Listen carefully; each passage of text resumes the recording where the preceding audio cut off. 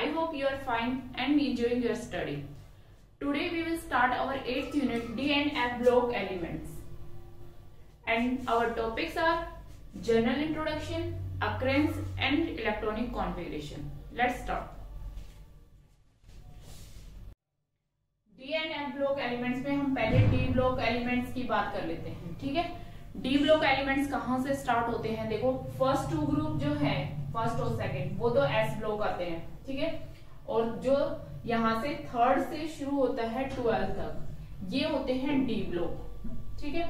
और 13 से लेकर 18 तक के होते हैं P ब्लॉक, क्लियर।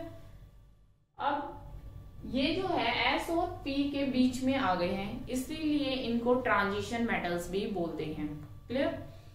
अब देखो यहाँ पर थर्ड से शुरू होता है और पीरियड कौन सा होता है? देखो हाइड्रोजन, लिथियम, यहाँ पर इसका बेरिलियम, मैग्नीशियम और कैल्शियम।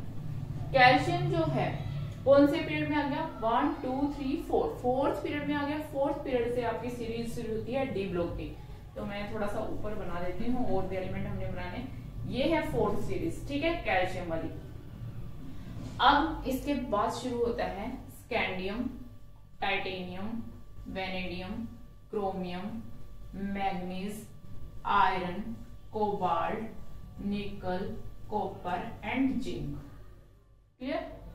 तो इस तरह से अब क्योंकि इनकी प्रॉपर्टीज हम along the period he study करेंगे, इसीलिए हमने इस तरह से इनको याद कर लिया, ठीक है।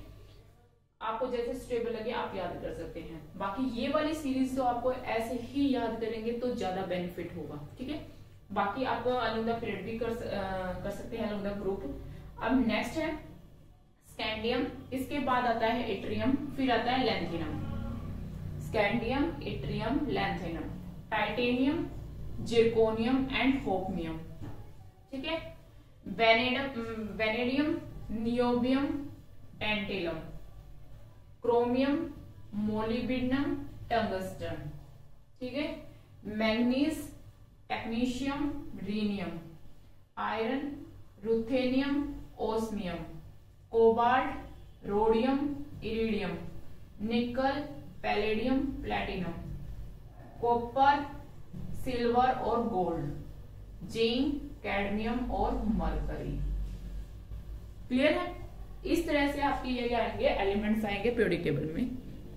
एटॉमिक नंबर देख लेते हैं आप हम इनका। देखो कैल्शियम जो है वो 20 होता है उसका एटॉमिक नंबर। उसके पास स्कैंडियम 21, 22, 23, 24 ऐसे करके 30 तक आ जाएगा, ठीक है।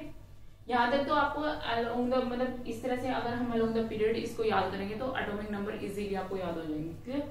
अब देखो यहाँ पर क्या करना है, यहाँ रूल आएगा +18 +32, गोल्ड नंबर निकालने हैं हमने, ठीक है। लेकिन सिर्फ एक डिफरेंस है, यहाँ पर यहाँ आएगा +18 +18, मतलब नहीं समझे। अभी देखो यहाँ पर इसका 18 प्लस कर देंगे तो कितना आ गया भाई? 9 और 3, 39 हो गया इसका एटॉमिक नंबर। इसमें 18 और प्लस कर दो, कितना हो गया भाई? 57। लैंथेनम का 57 होता है, क्लियर।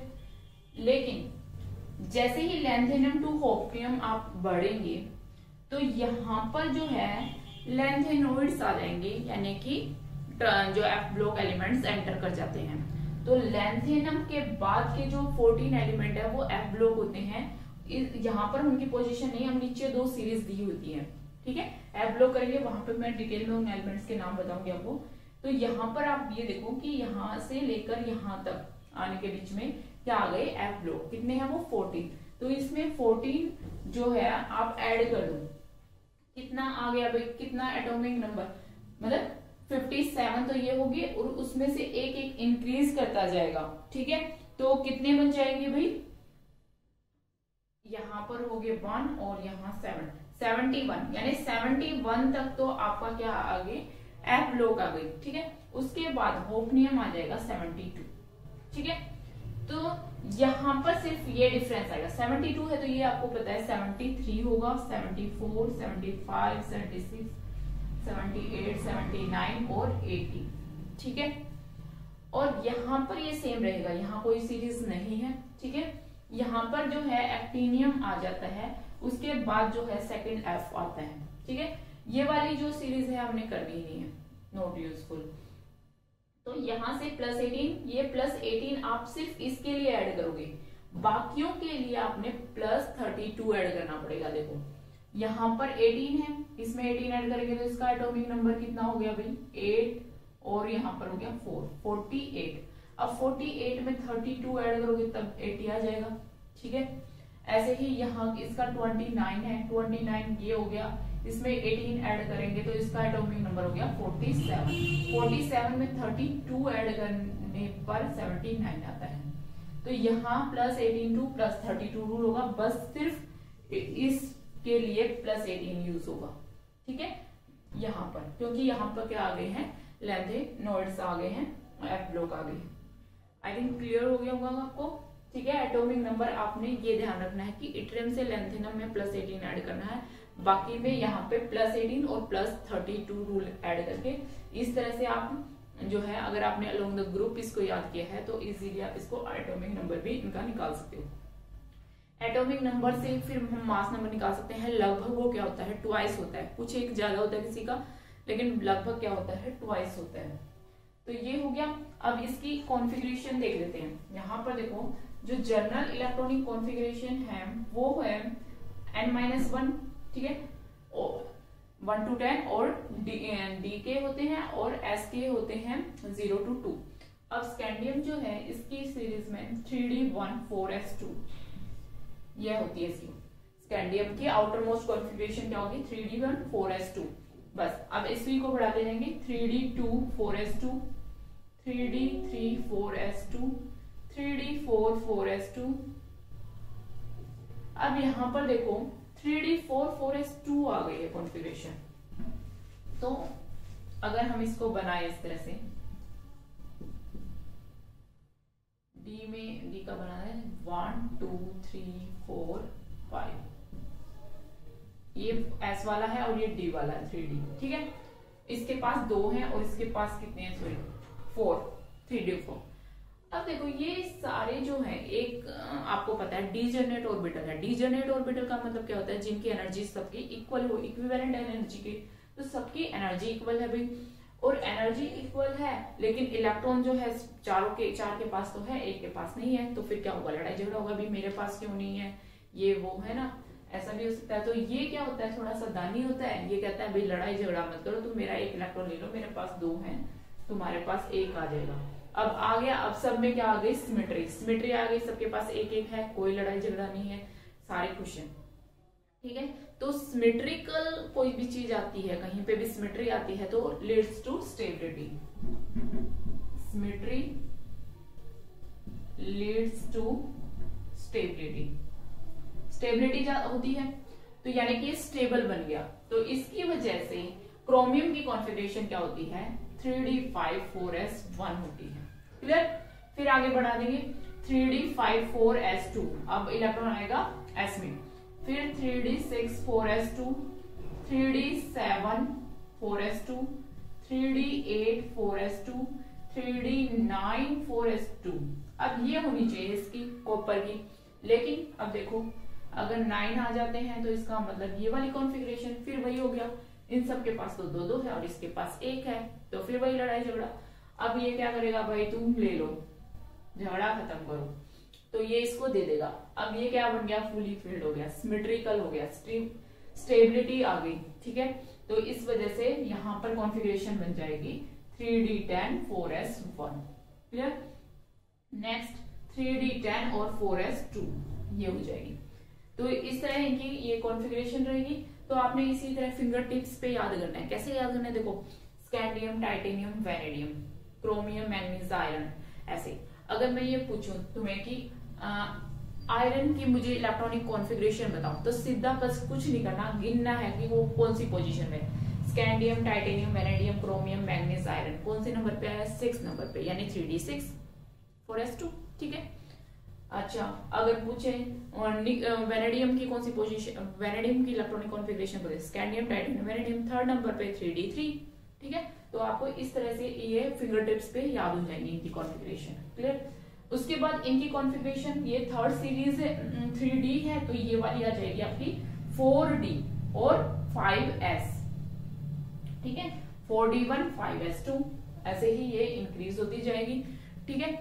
इसी तरह यहाँ पर 5D वाली आ जाएगी, 5D1 और 6S2, ठीक है, ये वाली सीरीज आ जाएगी। तो इस तरह से आप इनकी इलेक्ट्रॉनिक कॉन्फ़िगरेशन लिख सकते हैं, ठीक है। मेन इंपॉर्टेंट आपको ये याद करनी है, ये वाले नहीं आते हैं इनकी इलेक्ट्रॉनिक कॉन्फ़िगरेशन आपकी, क्लियर। तो यहाँ से एटॉमिक नंबर, मास नंबर आप निकाल सकते हैं। फिर आपने यहाँ पर हमने देख लिया कि इनकी इलेक्ट्रॉनिक कॉन्फ़िगरेशन क्या होती है। अगर कोई कॉम्पिटिटिव की तैयारी कर रहा है तो फिर आप इनकी कॉन्फ़िगरेशन भी देख लेना, ठीक है। इसमें कुछ एक में है ना एक्सेप्शन भी आते हैं, तो उनको बड़े ध्यान से देखने की जरूरत है। जैसे कि पैलेडियम और प्लेटिनम वाली सीरीज में आते हैं इसमें। अब 3D8 4S2 है तो इसके अकॉर्डिंग पैलेडियम की क्या होनी चाहिए, 4D8 5S2 होनी चाहिए, है ना। लेकिन ऐसे ही नहीं होती है, इसकी होती है 4D10 5S0। तो इसलिए कुछ केमिस्ट्री में एक्सेप्शन बहुत होते हैं, तो ये एक्सेप्शन है यहाँ पर। फिर इसकी आ जाती है जैसे कि नीचे 4D10 जो है के बाद कौन सी सीरीज आएगी भाई, 5D वाली।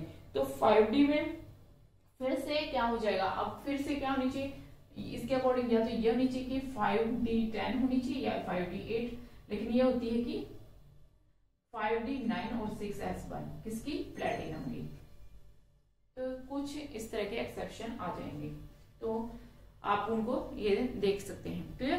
तो ये हो गई हमारी इलेक्ट्रॉनिक कॉन्फ़िगरेशन। इसी में एक चीज ध्यान देना कि ये जो है कॉपर AgAu कौन से ग्रुप के हैं भाई, ये 17th ग्रुप के, सॉरी 17 के 11th ग्रुप के, ठीक है। ये 12th है तो ये 11th ग्रुप के जो एलिमेंट है कौन से, कॉपर, सिल्वर और गोल्ड, इनको बोलते हैं कोइनेंस मेटल। कोइन होता है, ठीक है, कोइन बनाए जाते हैं, पहले कॉपर के बनाए जाते थे, सिल्वर के कोइन होते हैं, गोल्ड के कोइन होते हैं, इसलिए इनको कोइनेंस मेटल बोलते हैं। एक ये जिंक, कैडमियम और मरकरी। मरकरी में जो है आपको पता है मरकरी क्या होता है, लिक्विड होता है, मेटल है लेकिन लिक्विड है। बाकी जो सारे मेटल्स हैं वो क्या है, सॉलिड है, लेकिन यही एक ऐसा मेटल है जो लिक्विड फॉर्म में एग्जिस्ट करता है, ये आ जाएगा। अच्छा, उसके अलावा एक ओस्मियम होता है। ओस्मियम जो है वो हाईएस्ट ऑक्सीडेशन स्टेट शो करता है इन ऑल पीरियोडिक टेबल। पूरी पीरियोडिक टेबल के अंदर ओस्मियम ही ऐसा एलिमेंट है जिसकी ऑक्सीडेशन सबसे हाई होती है +8, ठीक है। मैंगनीज की +7 होती है, ओस्मियम की क्या होती है +8, हाईएस्ट ऑक्सीडेशन स्टेट, ठीक है। उसके अलावा देखो यहाँ पर लेंथेनम है, इसके बाद जो है F ब्लॉक आते हैं, इसलिए जो बाद वाले आते हैं इसलिए इनको लेंथेनॉइड होते हैं, बोलते हैं F1, और F2 एक्टिनियम के बाद आता है इसलिए उनको एक्टिनोइड्स बोलते हैं, क्लियर। उसके अलावा बाकी एलिमेंट्स की कुछ अलग से प्रॉपर्टीज है वो हम करते रहेंगे, ठीक है। अब मैं इसको करती हूँ एक बार और आपको इनकी कैरेक्टरिस्टिक्स करवा देती हूँ। अभी मेटल्स हैं तो आपको पता है मिनरल्स वगैरह और वगैरह में मिलेंगे, ठीक है, इनके फॉर्म में मिलेंगे, ऑक्साइड्स में, ठीक है, सल्फाइड्स की फॉर्म में। अब यहाँ पर ये जो है ना जिंक, कैडमियम और मरकरी, ये जो है वैसे तो डी ब्लॉक के एलिमेंट्स नहीं हैं अगर हम कहें, क्योंकि क्या है इनकी प्रॉपर्टीज जो है बाकियों से अलग प्रॉपर्टीज है।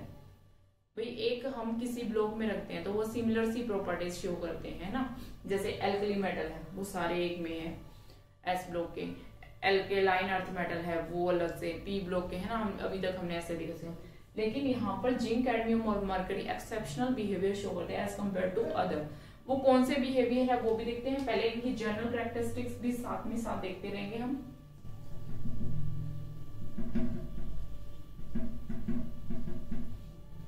एक तो ये क्या होंगे ट्रांजिशन एलिमेंट्स जो है, टीई लिख देती हूँ, क्या है सॉलिड होंगे और मेटल्स हैं, सॉलिड मेटल्स हैं, एक्सेप्ट क्या है मरकरी, मरकरी को छोड़ के बाकी सारे सॉलिड मेटल्स हैं। दूसरा ये कलर्ड शो करते हैं, क्या है कलर शो करते हैं, कलर्ड कंपाउंड होते हैं ये, ठीक है। Except zinc, cadmium, mercury. इनकी भी प्रॉपर्टी में साथ साथ बता रही हूँ कि एक्सेप्शनल बिहेवियर कौन सा है। सारे कलर शो करेंगे, लेकिन जिंक, कैडमियम, मरकरी है ये कलरलेस होते हैं या व्हाइट कलर के होते हैं, ऐसे बोल सकते हैं, व्हाइट होते हैं। क्यों होते हैं? कोई भी चीज कलर्ड होती है, क्यों होती है भाई? अगर वहां पर अनपेयर्ड इलेक्ट्रॉन प्रेजेंट है, अनपेयर्ड इलेक्ट्रॉन होना चाहिए, तो वो आप कह सकते हो कि वो कलर्ड है, पैरामैग्नेटिक है। ठीक है, क्यों शो करते हैं कलर? ये भी मैं आपको थोड़ा सा आइडिया देती हूँ, नहीं तो कंफ्यूज। देखो कलर कब है? रे आपको पता है ना, विबग्योर हमारा या विजिबल रीजन आपको पता है कि इलेक्ट्रोमैग्नेटिक स्पेक्ट्रम में विजिबल रीजन आता है, और जो एनर्जी विजिबल रीजन के अंडर बीच में लाई करती है, उसी की वजह से हम क्या कहें देख सकते हैं। ठीक है, उसी के अकॉर्डिंग, मतलब कोई रेज है उसकी वेवलेंथ या हम उसकी फ्रीक्वेंसी की बात कर लें, वो किस में होनी चाहिए? विजिबल रीजन में, तभी हम उसको देख सकते हैं। तो क्या होता है, मान लो कोई सब्सटेंस है, इस पे क्या होती है? लाइट पड़ती है, फिर ये लाइट क्या करते हैं? इमिट भी करता है।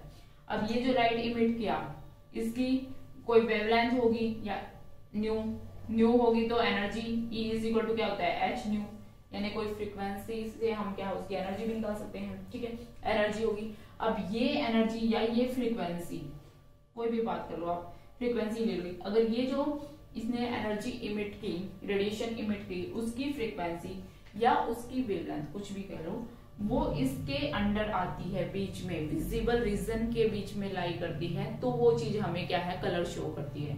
ठीक है, और उसके विद रिस्पेक्ट टू, जैसे भी प्योर है उसके अकॉर्डिंग उसका कलर शो करती है।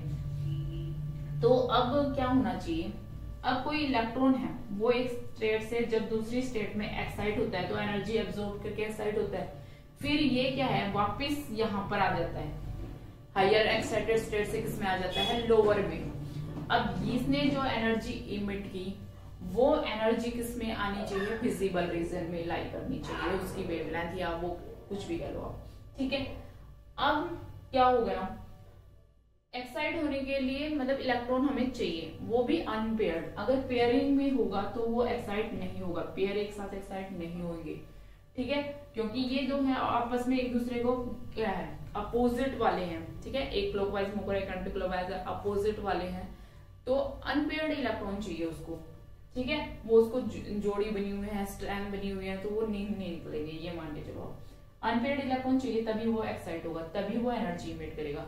तो अगर आपको ऐसे, तो आप कोई भी केमिकल को नहीं बता सकते कि वो कलर शो करेगा, है ना, तो हम क्या कर सकते हैं, जैसे कि आपको पूछा जाएगा, मान लो Fe2 पॉजिटिव है, ये भी कलर्ड है या कलरलेस है, तो आप कैसे बता सकते हैं? सीधा इसकी कॉन्फ़िगरेशन लिखो, कॉन्फ़िगरेशन लिखो, कौन सी आएगी? आयरन है, कौन से नंबर पे आएगा? 6 नंबर पे। कॉन्फ़िगरेशन क्या होगी? 3d6 4s2, 2 पॉजिटिव बोल दिया, यानी 2 इलेक्ट्रॉन गए हुए हैं, किसके चले गए? s के। d में 6, यानी d6 बच गया। अब d6 बना लो आप इसको, 1 2 3 4 5 6, तो अनपेयर्ड 4 अनपेयर्ड इलेक्ट्रॉन आ गए, तो यानी कि ये कलर शो करेगा। एटलीस्ट 1 भी अगर आपका क्या आ जाएगा, अनपेयर्ड इलेक्ट्रॉन आ गया, तो वो कलर शो करेंगे। क्लियर? और ये क्या होंगे? पैरामैग्नेटिक। ठीक है, तो आई थिंक आपको क्लियर हो गया होगा कलर क्यों शो करते हैं। तो जिंक, कैडमियम और मरकरी जो है, इनकी कॉन्फ़िगरेशन क्या होती है? D10 4s2, सारे के सारे क्या है? पेयर्ड इलेक्ट्रॉन है, डायमैग्नेटिक है ये। ठीक है, तो ये कलर शो नहीं करेगा, इसलिए बाकी सारे कलर शो करते हैं इनके डिफरेंट ऑक्सीडेशन स्टेट में, लेकिन ये जो है जिंक, कैडमियम, मरकरी नहीं शो करते हैं। हो गया? ठीक है, high melting and boiling point. Melting और बॉइलिंग पॉइंट क्या होगा? हाई होगा भी, है ना, क्या मेटल है, हार्ड है, हाँ एक बात होगी, हार्ड भी है। ठीक है, हार्ड होंगे तो हाई मेल्टिंग और बॉइलिंग पॉइंट होगा। अच्छा, इनके साइज का अगर हम देखें, वो है ना, उसमें प्रॉपर्टीज में देख लेंगे, ट्रेंड देखेंगे, अभी तो हम एटॉमिक और फिजिकल प्रॉपर्टीज का उसमें डिटेल देख लेंगे, लेकिन फिर भी एक्सेप्शनल में मैं आपको बता दूंगी जो जिंक, कैडमियम और मरकरी का। अब देखो इस पीरियड में आ रहे हैं, अलोंग द पीरियड की बात करें तो साइज क्या होता है? डिक्रीज होता है, लेकिन यानी कि कॉपर के कंपैरिजन में जिंक का साइज क्या होना चाहिए? छोटा होना चाहिए कि नहीं होना चाहिए? बताओ भाई, है ना।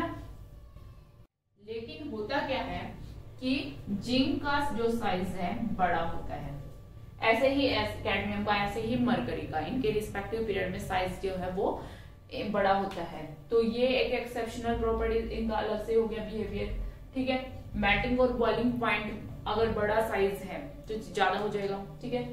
सॉलिड मेटल्स हो गए, ठीक है, उनमें क्या है, एक मरकरी जो है वो लिक्विड फॉर्म में भी स्टेट शो करता है। फिर उसके बाद है ऑक्सीडेशन स्टेट। देखो सारे जो एलिमेंट्स है वो वेरिएबल ऑक्सीडेशन स्टेट शो करते हैं, +1 भी करते हैं, +2 भी, +3 भी, +4 भी, है ना, ऐसे। लेकिन जो जिंक, कैडमियम और मरकरी है, ये वाले element only +2 oxidation state show करेंगे, क्योंकि इनकी कॉन्फ़िगरेशन आपको पता है D10 और 4s2 होती है, 3D10 D10 और S2 लिख लो सीधा, ये होती है।